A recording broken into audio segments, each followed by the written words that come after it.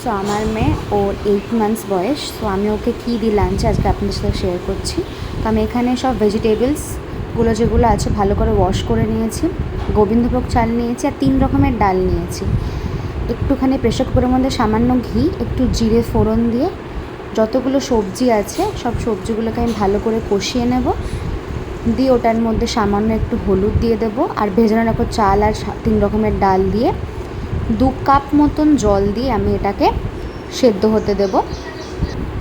তো ভেজিটেবলের মধ্যে আমি রাঙালু, গাজর,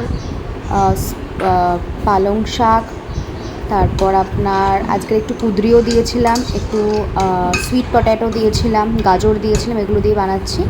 তো প্রেসার কুকারে দিয়ে দেব। আমি চেষ্টা করি মিনিমাম 8 থেকে 9টা সিটি দেওয়ার জন্য, মাঝে মাঝে আমি 10খানা সিটিও দিয়ে দিই।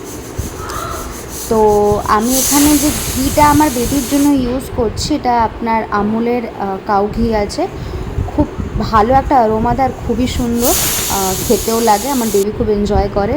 সো হিয়ার ইট ইজ, ও কেমন করে নিজের লাঞ্চটা এনজয় করে খায়। মাঝে মাঝে হ্যাঁ ও একটুখানি হয়, বাট মাঝে মাঝে ও নিজের লাঞ্চ ভীষণ এনজয় করে একা একাই খায়। Thank you.